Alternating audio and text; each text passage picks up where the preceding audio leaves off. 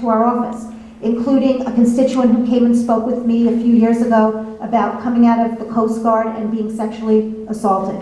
That turned into a piece of legislation, bipartisan piece that Lois got passed, about sexual assault in the military and changing their statutes to read more like the rape laws. That's right. So there are things every day that people come to us about the sober homes. That has become her number one thing. That was constituents coming to us. Both parents who sent their children down here that were being frauded and misused and used again and again, and both people in the business community and people who live near these places who could give us true accounts of what really was going on. So don't think for a minute that your voices are just about resisting. It's also about persisting and moving forward. And there's a lot to do. So we urge you to continue to call us.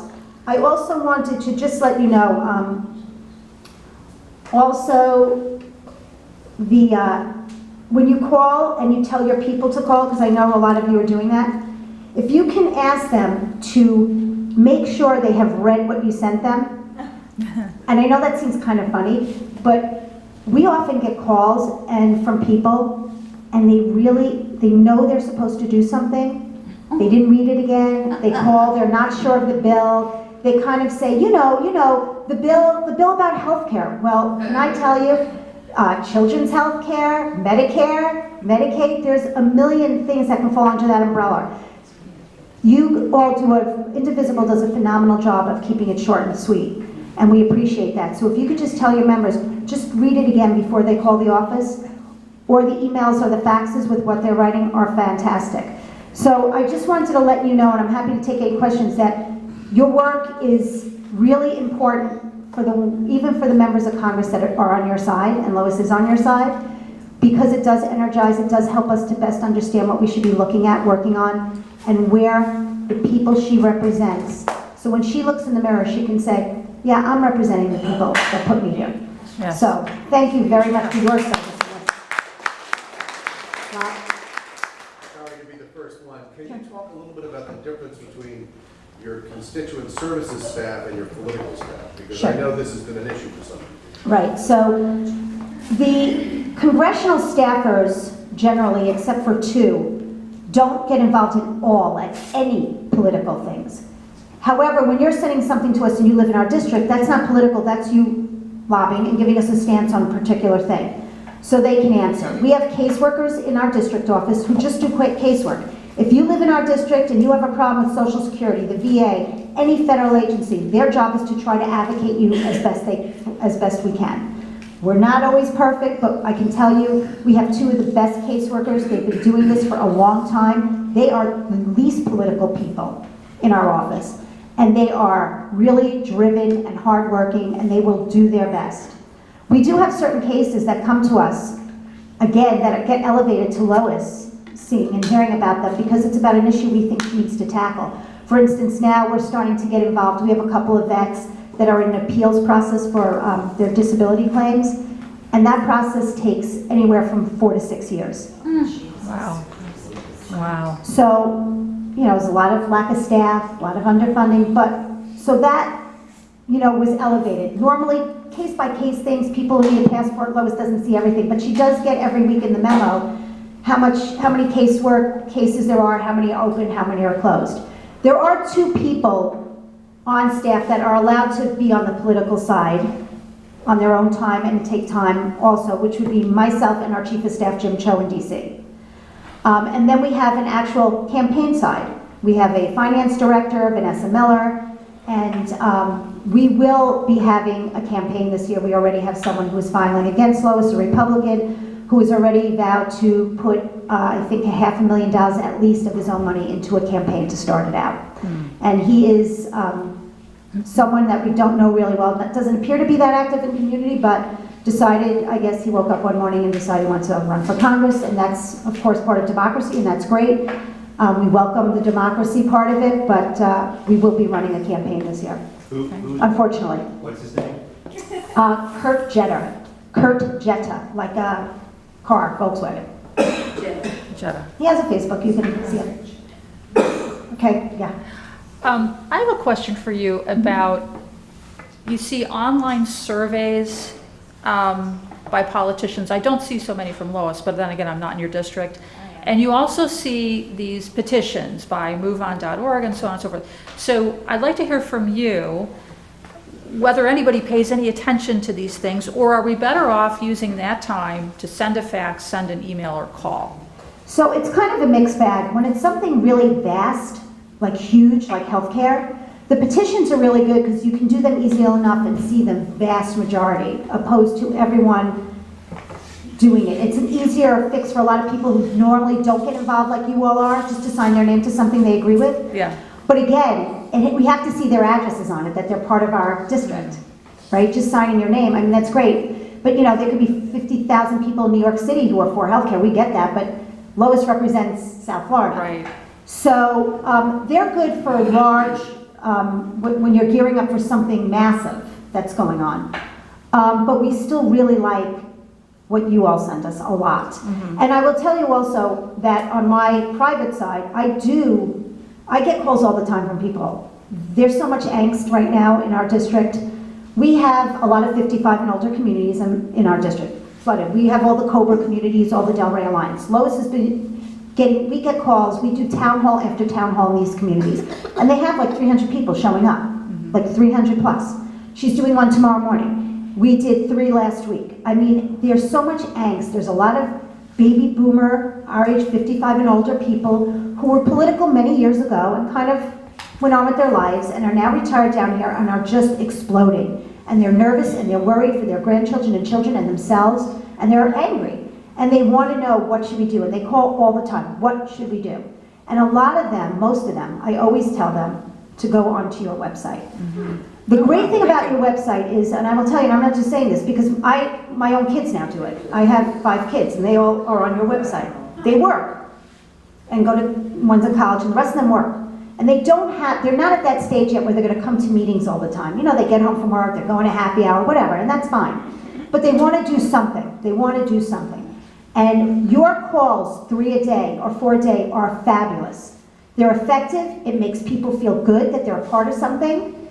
And for the younger people, it's the easiest way to start to get them involved, I find. My kids grew up in constantly being dragged to meetings forever in New York City. Like every meeting they were dragged to. If I didn't have a babysitter, I'd bring their toys, they sit in a corner and they listen to it, and I prayed to God that some of it got instilled. And so they're good Democrats, and they want to be good liberal Democrats here in Florida. They all live here now. And they, just like my daughter said, you know, she's newly married. She comes home from work at 7:30. She doesn't really always want to go to a meeting. You know, she wants to see her husband for a little bit or just veg out. But she wants to do something. She's so upset, so fearful, so angry. So she makes her calls every day. The first thing she does, 6:30 in the morning, she opens up her Indivisible page before she reads her skim.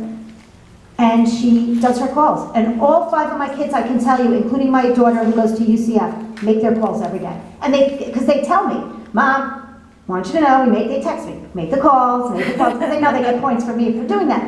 But you know what, if they didn't do it, they're not going to get, what am I going to do? Not, send the money for college? I mean, so they do it because they want to do it. So really, don't ever feel, especially for the young people, the young Dems, and the poor young Dems, now they raised it to 40, I think, as a young Dem, because it's so hard to get the young people.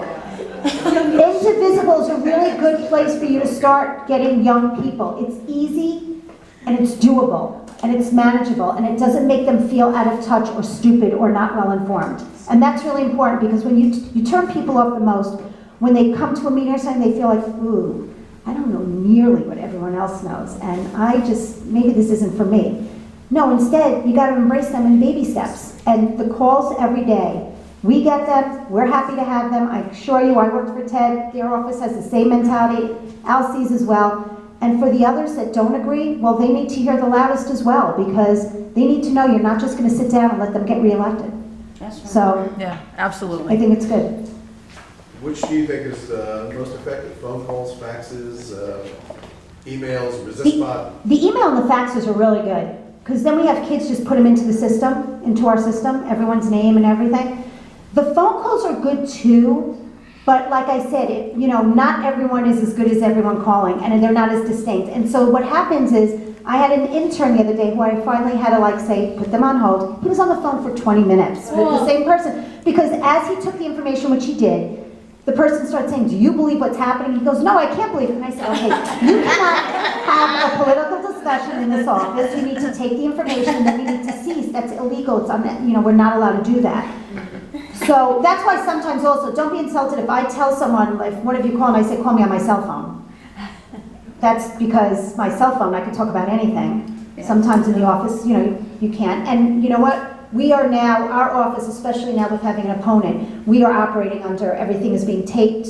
I always tell my staff, wherever you go, assume you're being videoed, audioed, anything, and act appropriately. And, we tell our kids that every day as well, but certainly on a staff level, we have heard of some people coming into offices and audioing things and trying to get an I got you moment with Democratic staff. So, yeah. Where is Lois's tax event on Monday? So that is not open to public. She's doing a round table at Mandel Library, her favorite place in the world.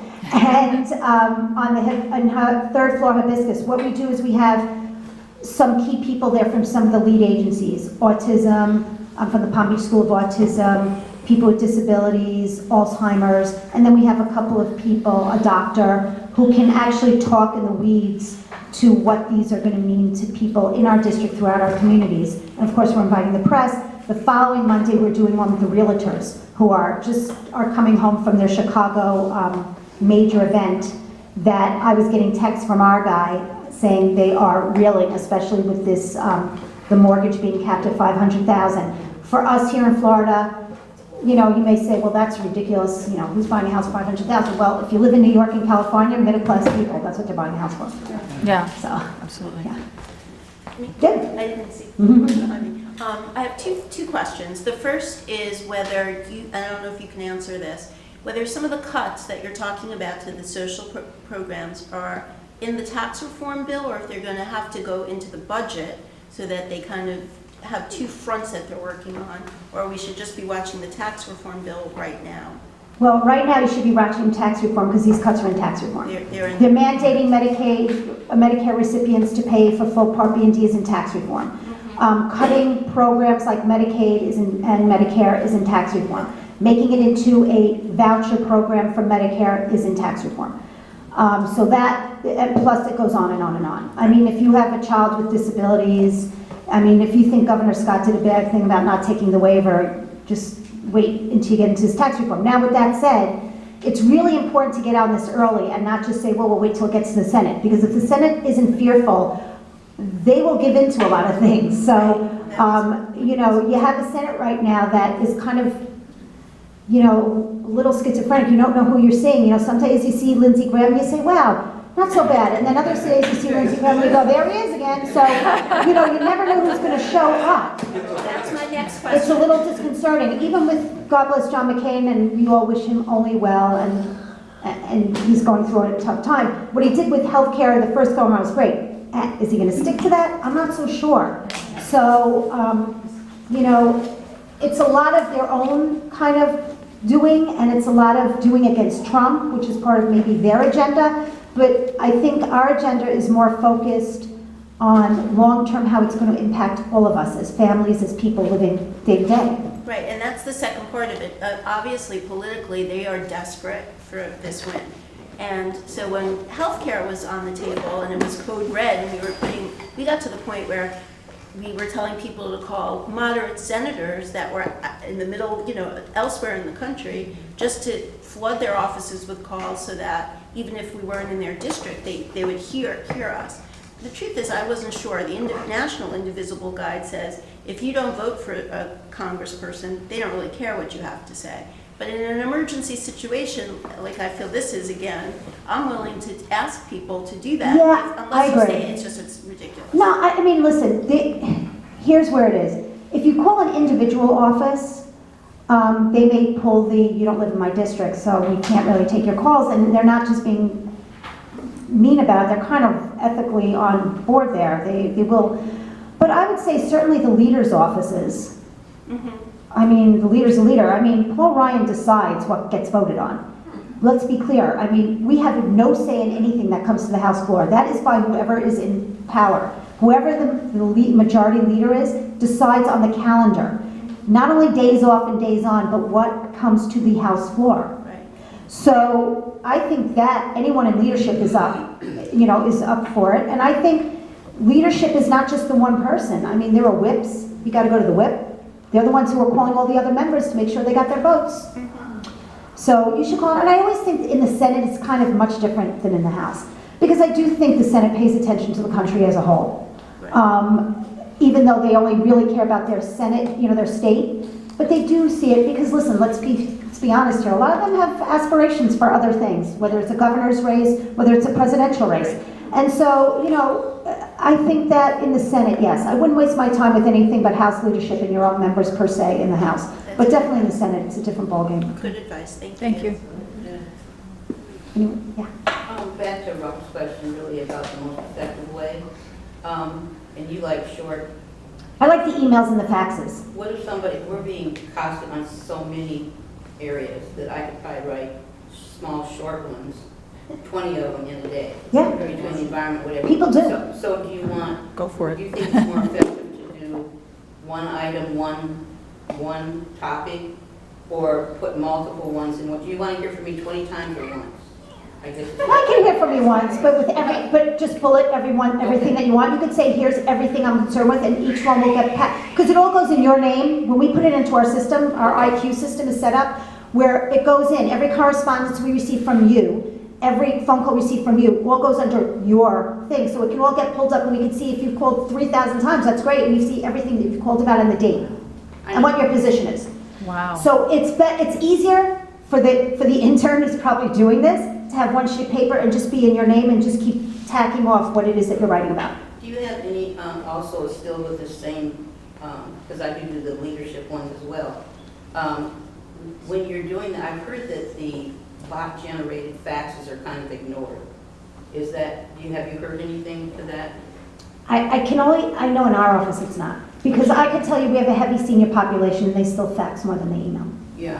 Yeah, but ResistBot, where you text and it sends a fax, can you tell if you're getting it through ResistBot or you're getting it directly from, I send it. I cannot tell in my really cruddy thing that we have in our office because we're very cheap and we don't have really a heavy duty monitor. They in DC can, I can't, but I know right off the bat by the format who it's from. By the way, The format's great. you can choose whether to send as an email, a regular postal mail, or a fax. Right, I always used to just do fax, but Yeah. okay. I just didn't know if they it's coming from ResistBot. Yeah, in DC they can, but let me also say this to you.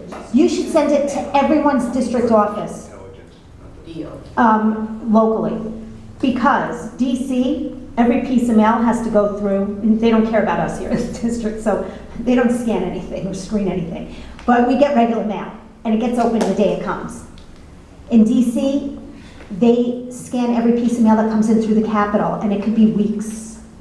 Oh. Didn't know So that. not just that, you should always, if you live in the district, if you want to get a White House tour, if you want a flag, if you want to tell us something you don't like, you should always come to your district office. We get it we'll get it 3 or 4 days later. I mean, and we open every piece of mail every day. We go down to the box twice in our office building. Everything is open that day, and we'll respond. Whereas once you send it to DC, not their fault. Even the email. Keep in mind, in the DC email web, where they tell you there's about 2,000 emails a day. Wow. We don't have enough interns to go through 2,000 emails a day. And my interns don't go through those necessarily. Our interns go through our stuff. So the DC interns. So I just urge you for your local people, send it to the district office, because sometimes we'll get stuff in through DC and we feel terrible, but the vote already was taken. Oh, okay. Good to know. Wow. Yeah. That's where ResistBot is sending Yes. it. Virginia governor's race and things like that. I firmly believe in phone banking and Okay. texting for We'll figure it any race that you think we can make a difference. Okay. And there are going to be, and I can just tell you that my boss is the recruiter for female candidates in the House of Representatives. And she did an event in DC the other day, and there were over 100 women up there who are going to be running for office, who are amazing women, like a lot of amazing women. And I can tell you that in places like Texas and other places, those texts and things that you're doing from the comfort of your own home. I mean, I do the text and phone banking from my house all the time for other states. is definitely in close races, is helpful and effective. Can you Wow. give us a list of all those buildings? Yeah, and the Yeah. DEC can as well, Yeah. just so you know. Yes. You know what? If you're not in the Palm Beach DEC, that's fine, but you should sign up for Terry Rizzo's emails, because what it will do is it will tell you, every event that's going on. You should have your events going on as well. Every event going on in the county, Palm Beach, that is Democratic related. It will tell you also who to contact if you want to do for House Race 63 in Wyoming, if you want to, and who the people are. So if nothing else, I understand a lot of people don't want to go to the DEC, you're involved here, you can't be involved everywhere, I get it. But you can still be on the email list, and Terry's good at sending out weekly everything, and then you pick and choose. I mean, there might be an event that you want to go to that, the Puerto Rican Hispanic Chamber is having for what's the horrificness going on with our American citizens in Puerto Rico, that you may want to stop into and be supportive of, that you would know, but Terry has everything on it. Yeah. So I would say, get that, and then you can see what house races and local races. Please don't forget that this state has a governor's race Right, right. and many, many other races going on. We're going to have a special election at some point, both here and down south in the Miami area for state senate seats that unfortunately we don't have people in right now. And we are going to, this state is going to be the eyes. Bill Nelson cannot lose that Senate seat, people. No. If nothing else, be sure that if Governor Scott wins that Senate race, he is running for president. No. Well, I'm telling you, no offense, but I take responsibility as a Democrat for Governor Scott being in office, and I think we all need to make sure that we check ourselves at the door, because the Democrats need to come out in full force. He is going to have a lot more money than Bill Nelson, which is fine. Bill Nelson will have what he needs to get his message out. But Scott is going to put $50 to $100 million of his own money into that race. And if you don't think having him as a partner to Donald Trump in the White House is going to be horrific for this state, if you think he was bad as governor, you ain't seen nothing yet. Right. That's what I'm So, Sort of backtracking a little bit to what we were talking about earlier about which mode is the best way to get our message out, or our viewpoints.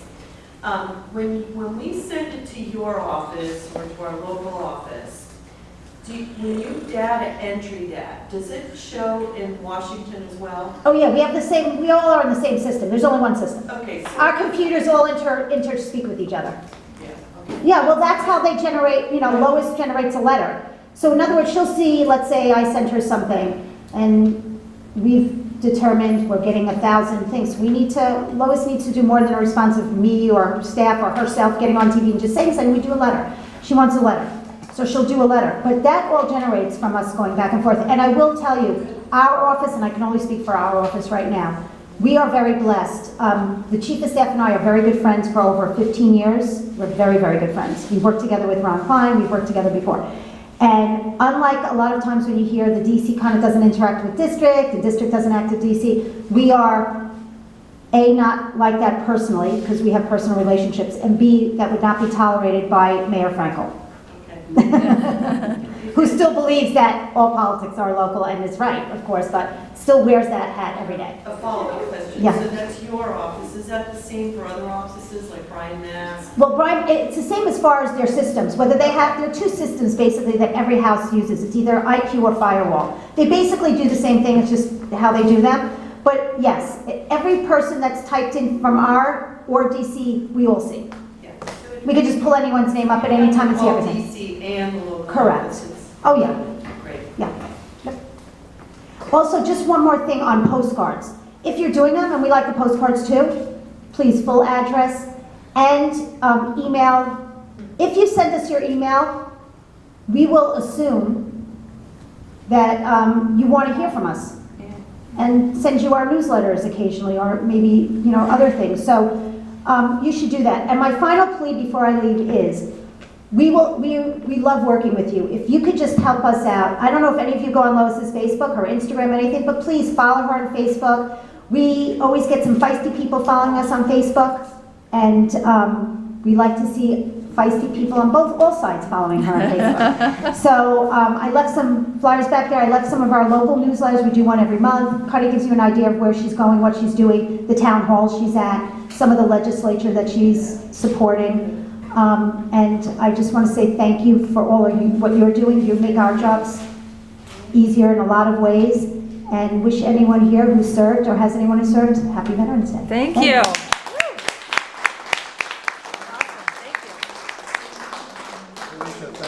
As has Lois. It's been wonderful. They've worked very well with us. We had an ACA health rally a few months ago. Lois came to that. She's come to town halls that we've helped to arrange, and Felicia's been instrumental in making all that work. So that's wonderful. Thank you very much. In addition to the issues of electoral politics, we have a couple of really overriding issues here in Florida, and probably the one that strikes everybody equally is the environment. The environment is a supercharged issue because it affects Democrats and Republicans equally, even though they don't necessarily look at it the same way. But it also involves huge amounts of dollars. For example, the Everglades Foundation has been trying to get the commitment of the state of Florida to release it, get the state of Florida to honor its commitment to release the funds for the cleansing of the Everglades.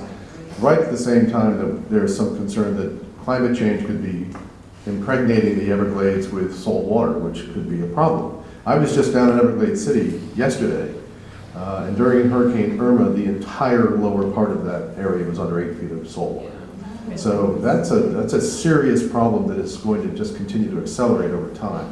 And in order to understand a little bit better what some of the issues are, we have another speaker today, Sandi Schwartz, who's an environmental activist. I'm going to read her introduction because it's dense, and I just thought you all ought to hear it. She's been a resident of Boca for 10 years. She studied environmental policy both as an undergraduate and a graduate student in Washington, D.C., has spent time working, interning, or volunteering at all levels of government, including Senator Lautenberg's office, political campaigns, the Montgomery County, Maryland Energy and Air Quality Advisory Committee, the National Academy of Sciences, the EPA, and at an environmental consulting firm that has worked with the EPA. She's now a freelance writer and blogger, and I want to introduce Sandi to tell us. All right.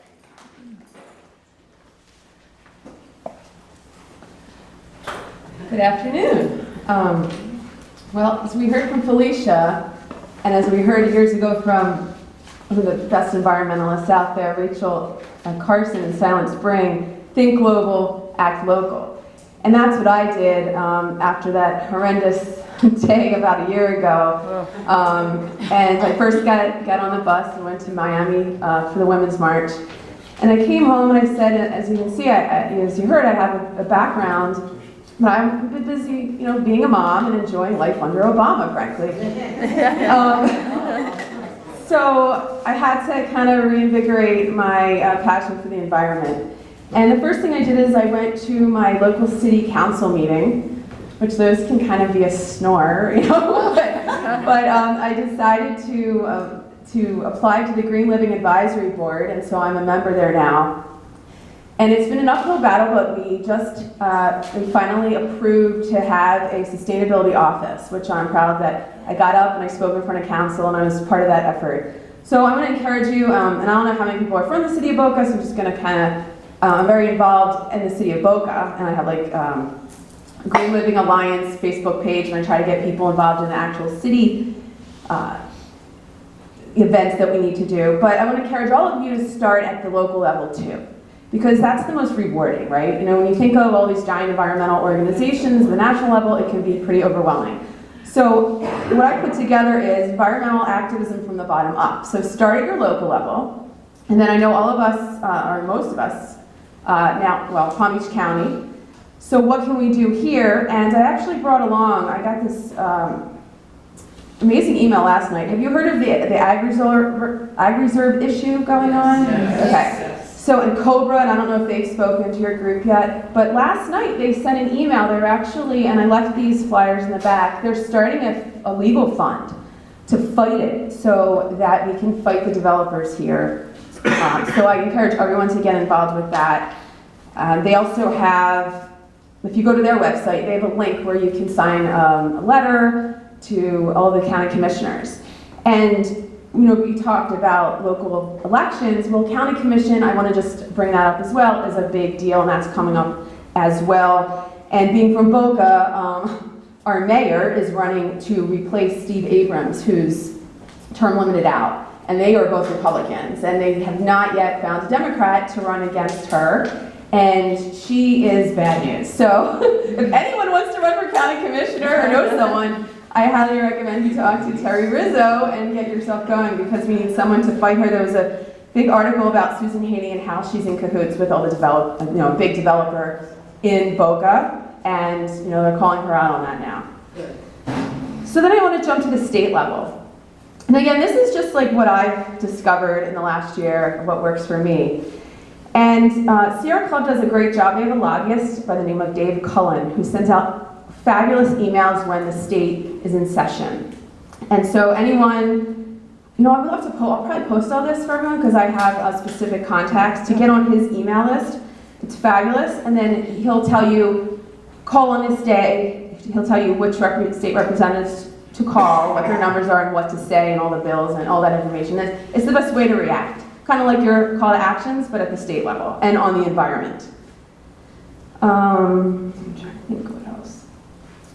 Supporting candidates, of course, is critical. Then I'm going to jump to some of the national work, which, again, this can be overwhelming, but I'm fortunate to have really dug in deep to figure out what the best way to use my time is.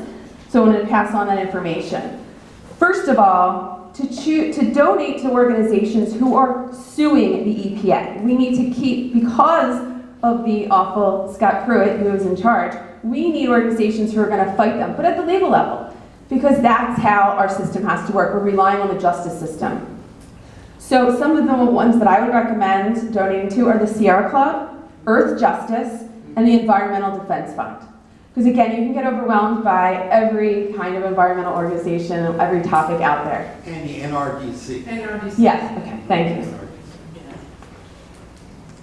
If you're interested in doing your own fundraising program, Sierra Club has a create your own campaign website called teamsierra.org. So if you're a runner or a biker, you want to get your kids involved, that's a really interesting way to be able to do something fun and then fund the Sierra Club. So I highly recommend that program. When you're looking for which candidates at the national level to support, the League of Conservation Voters is a huge, wonderful resource, lcv.org. And then the three main organizations that I've decided to become involved with, and this actually goes back to what Felicia said as well about text banking and phone banking. Actually, after this meeting, I'm going to go home and I'm going to be text banking to Virginia. I think I posted this as well. So Next Gen America, who's run by Tom Steyer, used to be called Next Gen Climate. He's the guy who's been doing those awesome impeachment commercials. So they've now broadened their goals, and you can sign up for these text banking programs. I'm sure they're going to do canvassing as well, but to me that's been really wonderful and an easy way to say, hey, I'm part of this. I'm helping to flip that vote. So again, that's nextgenamerica.org. I'm sorry, what is text banking? Well, they have these amazing online web programs where you're texting to voters to remind them to vote. But it's not from your phone, and they don't get your phone number. It's all done on an online system. So instead of spending the time on the phone, which nobody answers their phone anymore, now they're getting text messages. Yeah. So it's just a quicker way, and it is the way of the future, and I think the DEC is going to start doing it too. Yeah. The Environmental Voter Project. This is one of my favorite new organizations, and they're environmentalvoter.org. You can sign up to commit to being a good, consistent environmental voter on their website, and they also are doing text banking, phone banking, and canvassing. And I actually may be getting more involved with them because they have 6 states that they're focusing on right now, and Florida is one of them. And I imagine they're going to get very involved with the 18 district. So Kate Hefferman, she also offered to do an online, a training for the group. So she can train us all, and we can do any of the text banking and phone banking. So if we want to do that, that can make, I think it even could be pre-recorded, I'm not sure, but we can talk about that offline. Yeah. One question, Sandy, I went to one of their webinars, they're great, they're new, they do metadata. What they do is they target with the cold voter, the voter that's registered but they haven't voted. They're really doing it through metadata, and they kind of target people, and then ask them, this is their drive, get them to vote, which is great. Now, the only issue, and because I've talked to Kate on the phone, is they don't do education. They don't educate the voter, they just want the voter to commit to vote, which is great. And they're nonpartisan. Which is great. Yeah. The problem with Brian Mast in our district is he says he's an environmentalist, and if you're an ill-informed voter or you don't know that, you could believe his baloney that he's an environmentalist. No environmental. So the point I'm making is I'm trying to work with Kate now to ask, is there any way we could, in a nonpartisan way, somehow just make sure we maybe point out some of the local environmental issues and what's not being addressed by our representatives. I don't know. I'm just saying, that's an issue because I'm thrilled about getting voters, but if you have somebody that doesn't follow or know, it'd be easy to believe that that person is an environmentalist and we know he's not. Well, it may also be at that point a good idea to, send them to the League of Conservation Voters, because they're the ones that are tracking every vote. And I will say, my next organization I'm going to jump to is the Citizens Climate Lobby, and he is a member of the Climate Caucus. So that's like the one good thing I consider with Brian Mast. So, he is an environmentalist at some little level, but as an environmentalist, you have to look beyond just that, that issue as you make your decisions when you're voting. Okay, so yeah, Citizens Climate Lobby, they are a great organization. They're really targeted, but the best part, they're targeted about, they want to have a carbon fee and dividend legislation passed. So it's really, really, really specific to address climate change. But they offer so much training about how you can work with your elected officials, and that's kind of what I've gotten out of it. You kind of have to put on a different hat. It's one thing when you're at an Indivisible meeting or the Democratic Party, they also teach you that you have to work with both sides. So that lesson of Brian Mast actually joining that climate caucus with Ted Deutsch is kind of a good thing. Because the more Republicans we have that want to do something about climate change, the better off we're all as a country, as humanity. So, it's kind of like another piece to the puzzle. And I invite you all, that they have a meeting one Saturday a month in Boca Raton. The next one is November 11th at the Unitarian Church on St. Andrews in Boca, and they're actually trying to start a chapter up here as well. So if anybody's interested in that, you can see me, and I'll connect you to our leader, Lois Merlin. Trying to think. And Ted Deutsch, of course, is the one who basically started all that. He's been amazing with the Climate Caucus. And something else that I'll bring up, within that Citizens Climate Lobby group, I am the media liaison. So it's been a really rewarding position to encourage the other members and then also myself to write letters to the editor. So that's something else I would encourage all of you, maybe we can bring to this group, that when there is a big issue like the tax bill, that we get our members to submit letters to the editor in Palm Beach Post and the Sun Sentinel, because it really does make a difference. And, people sit there and they read the paper or online and they see those voices. And we get people to respond. And I think that's just another avenue. That's a big strategy of the Citizens Climate Lobby, that we're always constantly trying to get op-eds from our national level, and then also at each local level, we send letters to the editor. And again, as an activist, it's so exciting to see that your letter was accepted and in print, and then you can forward it around on Facebook and you pass the message around. So I encourage that as another level of activism. So that's all for now. Any other questions? Yeah. Who is the local director of the League of Conservation Voters here in South Florida? Do you know? Oh, I forget. There's a Florida League Conservation Voter. One second. I think I wrote it down. Where's that website? fcvoters.org, Florida Conservation Voters. I believe it was membership based. I think I had to pay about $25, and then they send some updates on legislation, not as thoroughly as Sierra Club's Dave Cullen does, but I forget her name. It's a tricky name to remember, but check out their website. They actually say that they're nonpartisan as well, so they're all about coalition building and reaching out and educating everyone on what's going on in Florida. Any other questions? I think that's it. Thank you very much. So I looked over here about the COBRA Preserve the Reserve Legal Fund. Oh, and also from Citizens Climate Lobby, if you can, before you leave, there are these constituent forms that will go to Lois Frankel and Ted Deutsch, and all about your views on climate change. So you can pick that up. Thank you very much. Great. Thanks, Sandy.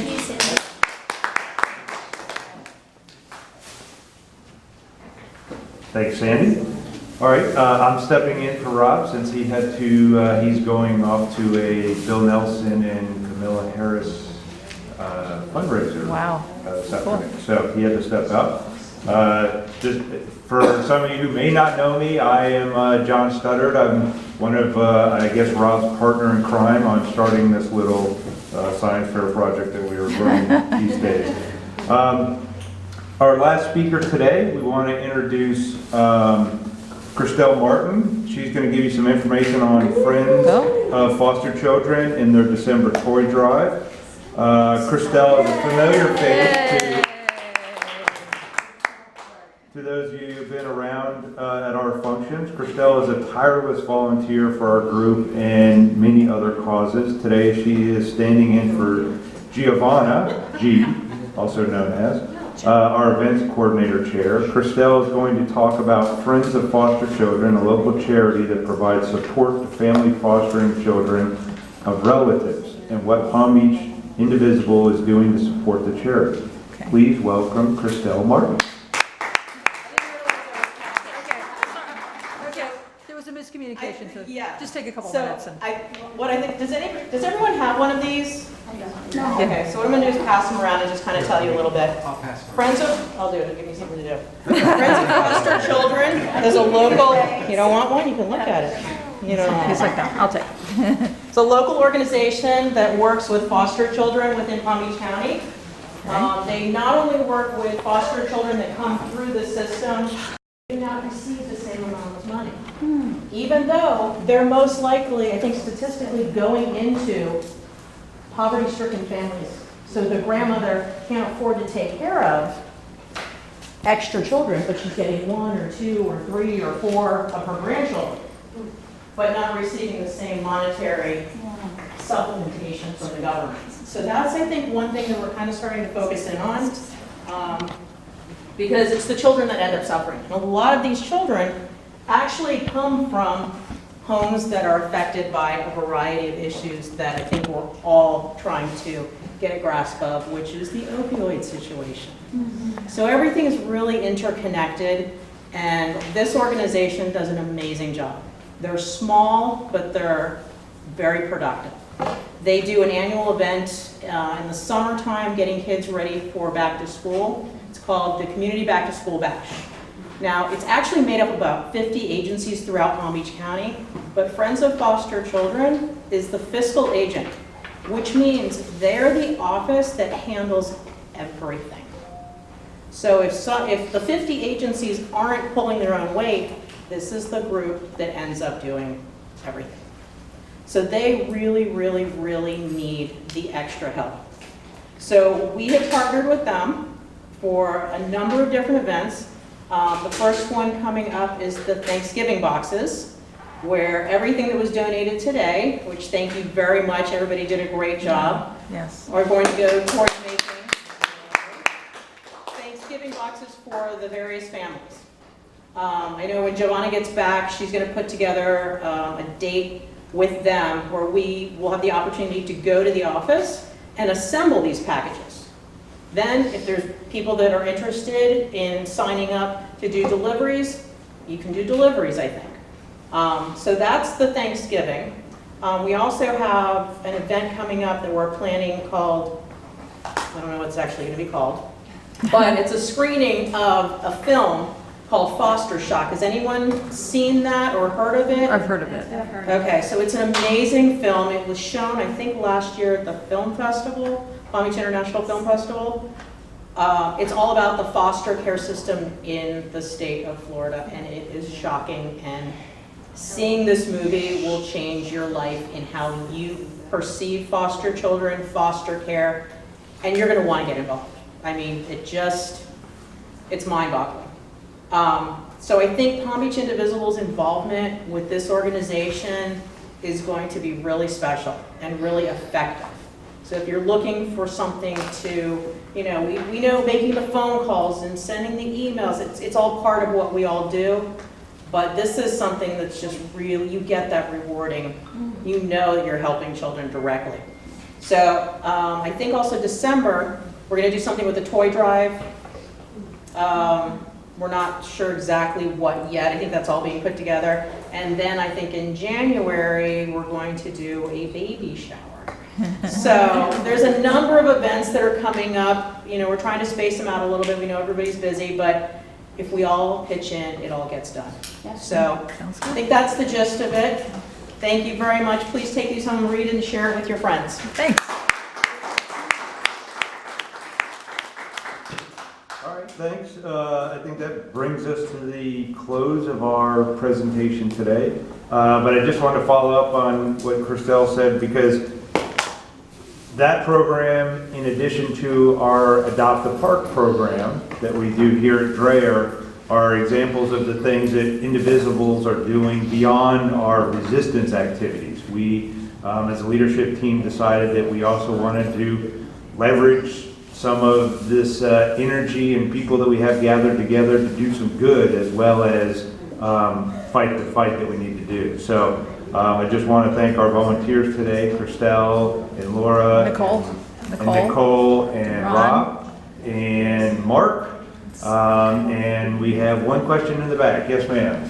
So I got hooked on Morning Joe on MSNBC, and I noticed that Brian Mast has ongoing advertisements about how wonderful he is, and he's supporting the tax bill, and this little blonde lady read the tax bill and loves it.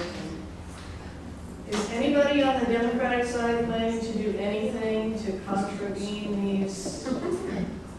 I don't know.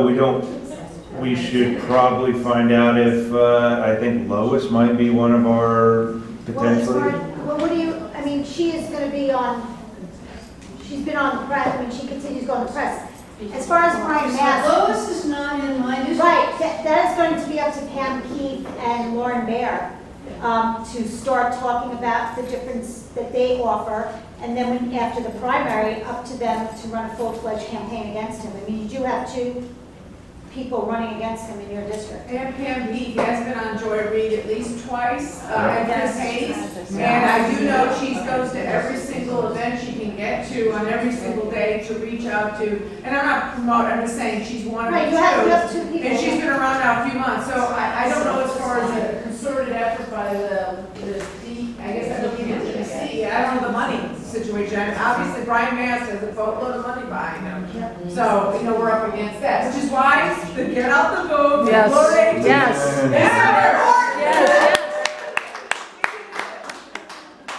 Yes. I have a question for Denise. But when we do the actions for the tax bill, I know what I'm hearing is that it's these representatives, the conservatives or Republicans in New Jersey and New York and California, that are going to be key to stopping it. So, it would be great if we could get a list to start calling them. I know that. Well, Okay. what we just heard though from Felicia, that maybe we're not going to go so big. We're going to start. The way we got to the healthcare was we said, call your own locals, of course, your own personal representative. Then we gave names of certain, of even their, if I can get that information, of our local people. They have people in their offices who are tasked with dealing with a particular issue. We even had their names to call. Then we were starting to say, call certain key members of Congress, but I think hearing what Felicia said, we should probably be looking at the leaders, the whips, and then ultimately the ones who are on the bubble in the Senate. Yeah. But this is such a geographic strategy that it could be beneficial to put pressure on these Republicans in those states. See if I can get. I'm going by the answer. It could, but the reality is probably not 100% that this Senate will decide on will be the ones that, the final tax reform that will come out of the Senate, probably not the House. The House, probably, unfortunately, what's going to come out of that House is going to be pretty horrific. Not to say it's going to be any much better out of the Senate, but generally the Senate is a little more, you know, it's closer. I mean, the numbers are closer. So we shouldn't put as much. Oh, no, you should No. you should right now put as much time into calling your local members of Congress. And yeah, if you want to reach out to other people in these states where the mortgage deduction is going to be a huge thing, like California and New York, or states where you know that the member sits on education, higher education committees, and the fact that now they're going to tax their student loans, or, you know, do it that way, and then figure out, like they did, like you all did with healthcare, when you figured out there were 3 senators that were sitting on the realm, and you had to go after them, and it worked. You were successful. Yeah, and I think those things evolve as you get closer to the votes. You see who's on the bubble, you see and so we had this kind of sustained campaign at the local level, and then we kind of pivot or adapt to whatever we need to do at that last push. Right, and I would also say that Denise is absolutely fantastic at staying on top of the calls to action. She does her research. She taps into various excellent resources like Move On, the Indivisible Guide, and others. And it's a moving target, and she stays on top of it. And so as this fight evolves, we will definitely evolve with it. Right, and you should just know for It's ramping up, you know. for time period, the bill will probably, the bill will be next week, then it will go to markup in the House, and there'll be a vote before Thanksgiving. That's In the House, yes. That's what, but they're even trying to see if they can get it to the Senate before Thanksgiving, which I think is That may be a heavy little lift. conference in, I but think it will go to the that's- House before Thanksgiving. But we have to realize is that this is their opportunity. They've been waiting for this for 30, 40 years Yes. to turn around everything that the progressive movement has done during that period of time. This is their wish list, and they can bring it all in there without any, you know, with votes of 51, 52 in the Senate. And they can do absolutely anything they want. Medicaid, because everything's under the budget reconciliation, everything. So if you're worried about the environment, whatever your concern is, we need to identify that and focus on the representatives who might be amenable to those particular subjects. All right, just two more quick questions, and then we'll wrap up. I just have one quick question. So I do when McCain or Mikowski, when they actually stand up and buck the GOP, so I send them thank you notes. So my question to you is, because my feeling is they seem to be willing, I'm sure it's mostly for their own constituents, but it can't hurt that we all say, hey, thank you for being a humane person who cares about what's happening in the country. So I'm wondering, is that something we should do? Because I think if we flood people with thank you notes when they actually, there might help embolden the few that sit on the fence sometimes here and go our way. Yeah, it's energizing. I think whenever you get something, no matter who it's from, saying thank you, you did the right thing, that it energizes you. And it gets you geared up for the next fight, because it's a constant, for those ones who sit on the fence often, not sure where they're gonna go, it's a constant struggle for them. They're being lobbied 24/7. Right, and then let's be honest, most presidents come from the Senate up. So my feeling is senators always have in their head, how popular am I? So there it might make a matter. I don't know if it does in the House, but certainly in the Senate, thank you, might go a long way. Okay, is that everybody? Yeah. All right, one last reminder. Rob left these, if you want to sign the constitutional amendment petition form for restoring voter rights to our people who have served their time. They're up here if you want to grab one. Thanks, Thank you. everybody.